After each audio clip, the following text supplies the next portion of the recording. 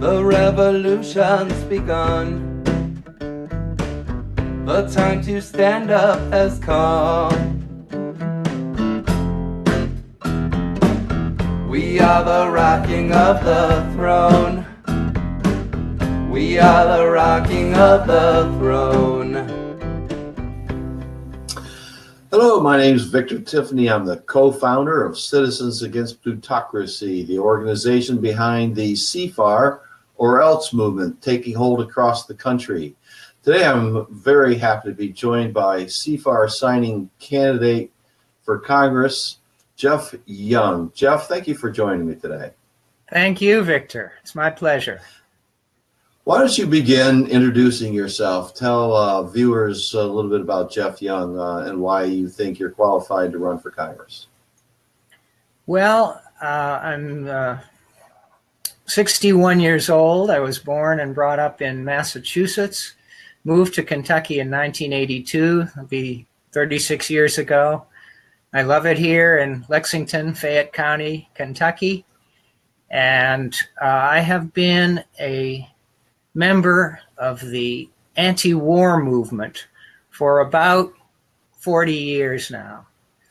I studied economics at MIT and mechanical engineering at UMass Amherst. Then after I moved to Kentucky in 1982, I got another master's degree in agricultural economics from the University of Kentucky, which everybody calls UK. And I have been running for office. My first run was in 2012 when I ran against I ran for the state House of Representatives in Kentucky. Learned a lot. In 2014, I started running for Congress as a Democrat against the incumbent Republican Andy Barr.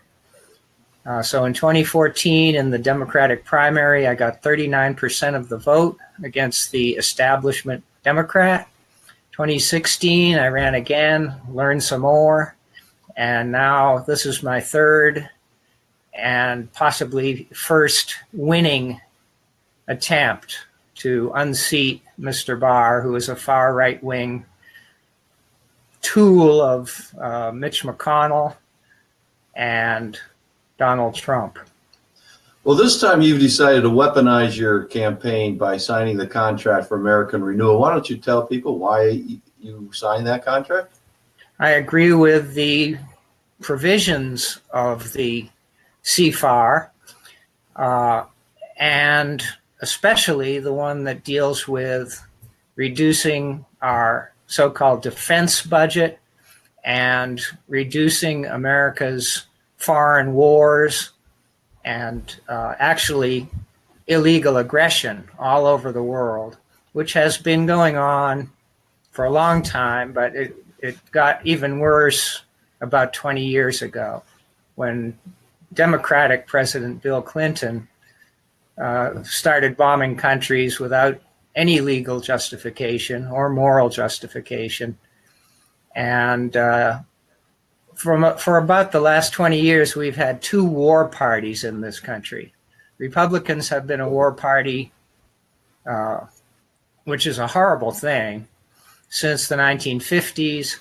And then I believe that in about 1998, the Democrats became a war party too, when they refused to stop our own president, Bill Clinton, from committing war crimes. Well, you know, we've become a post-constitutional empire.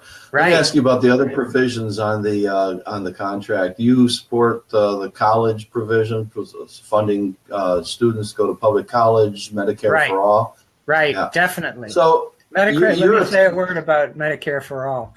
I support and pledge to become a co-sponsor of House Resolution 676, which has been introduced for several years, about 13 years now, each session.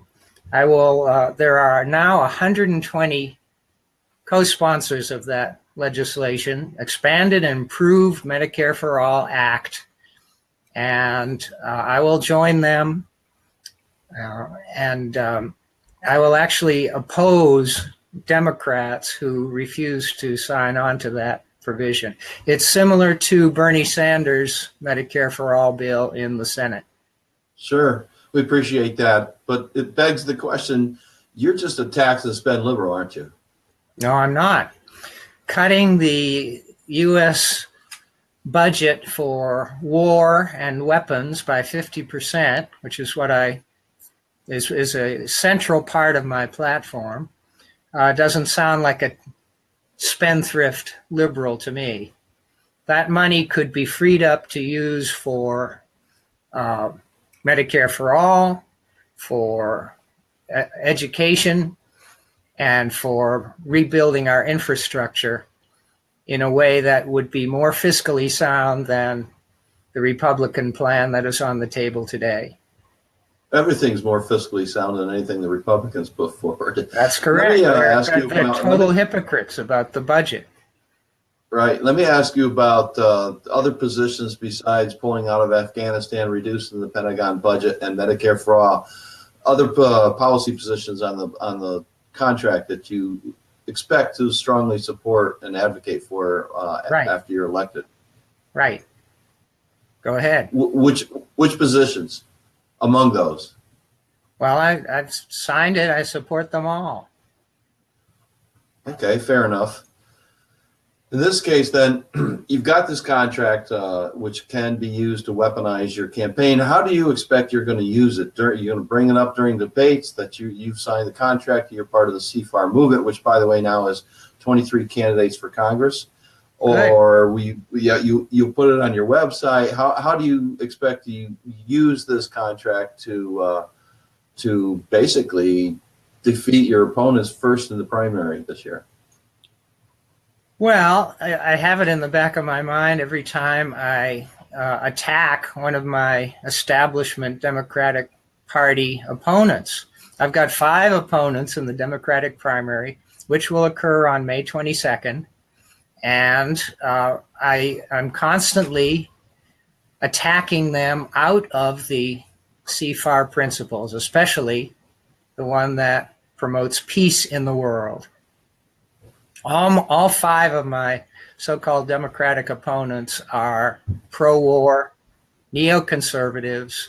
They have no problem with supporting Al-Qaeda in Syria since 2011. That would be 7 years now. The United States government, with hardly a whisper of opposition, has been supporting Al-Qaeda in Syria in a mad attempt to overthrow the elected government of Bashar al-Assad. That's crazy. We're supporting our government, our Congress and president of both parties have been supporting the group that attacked America on 9/11/2001. That's insane. It is bizarre. So for voters in your congressional district, and Democrats specifically, why would they want to support Geoff Young rather than, say, Mayor Gray or Senator Thomas or anyone else in your primary?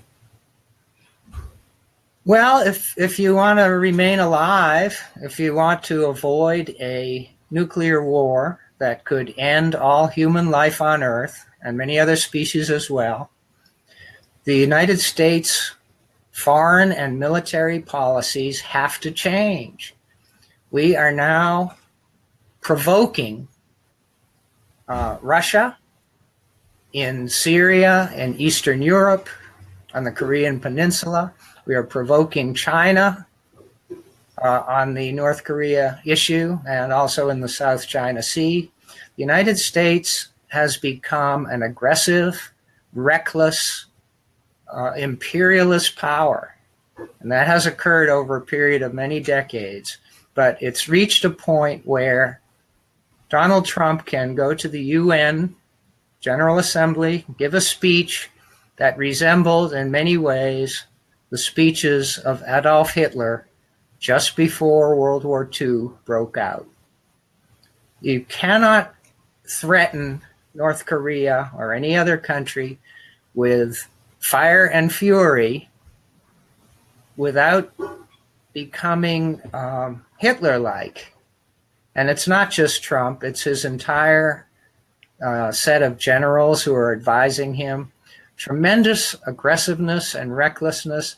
It could easily lead to a major flare-up, let's say in Syria or North Korea, that could quickly lead to a nuclear exchange and an all-out nuclear war that would end human life on Earth. So if people in the 6th District of Kentucky want to survive and want to see their children and grandchildren live another year, they need to support me for Congress. Understandable.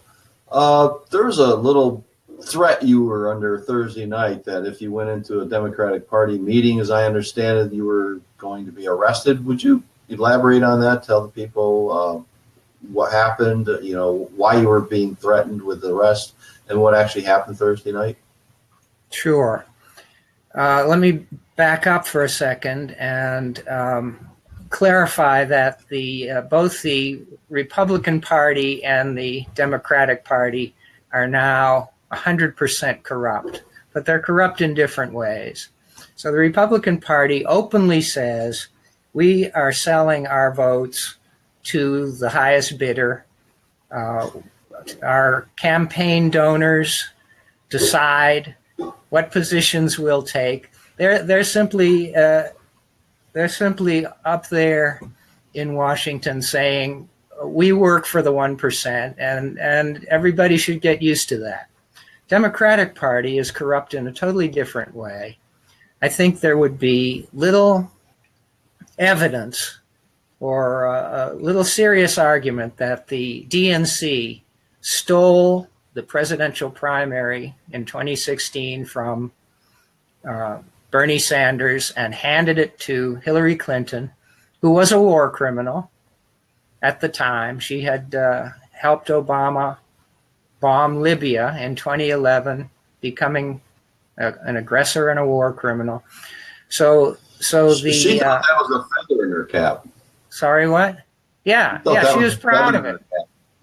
She was proud of her war crimes. So the Democratic Party is corrupt because we rig and steal our own primaries. The Republican Party simply works for the 1% and lets everybody know it. So both parties are 100% corrupt. All right, so what happened Thursday?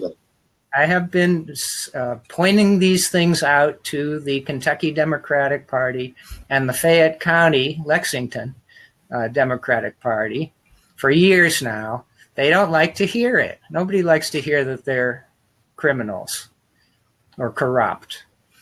And so they sent me a letter, which I received last Tuesday, 2 days before this meeting, that said, if you set foot in the headquarters of the Fayette County Democratic Party or the Kentucky Democratic Party in Frankfort, we will call the police and have you arrested, and we'll pursue every other legal option that we have.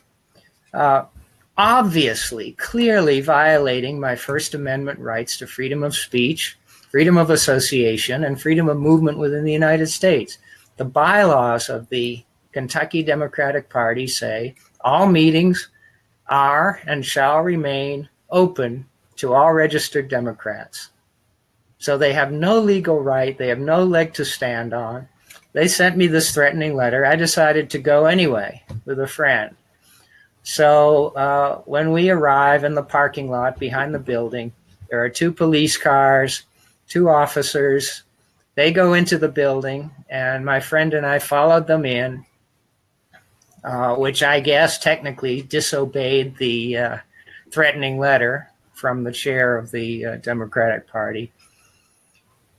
The officer in charge quickly said, well, Mr. Young, would you come outside and talk with us? I said, sure. So the 4 of us went out. Another police officer arrived.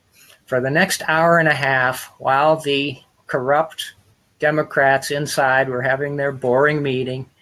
My friend and I talked with these 3 police officers. Wonderful educational conversation. We talked about the law, defense attorneys, prosecutors, any number of topics. And it was a wonderful time. We had a much better time than the crooks inside the building. So if they ended up being registered Democrats, maybe you got 3 votes out of that conversation. That's possible. Yeah. And they'll tell the other people on the force. Okay, very good.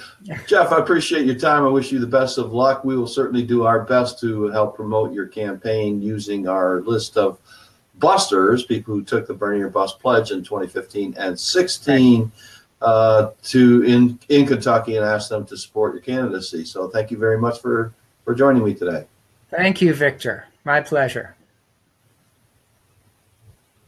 Revolt Against Plutocracy won't just be covering the news about the necessary revolution in the United States. Sometimes we'll be making the news. If you want to stay on top of the revolutionary actions and strategies of grassroots, genuine progressives, and our allies, please subscribe to our YouTube channel today.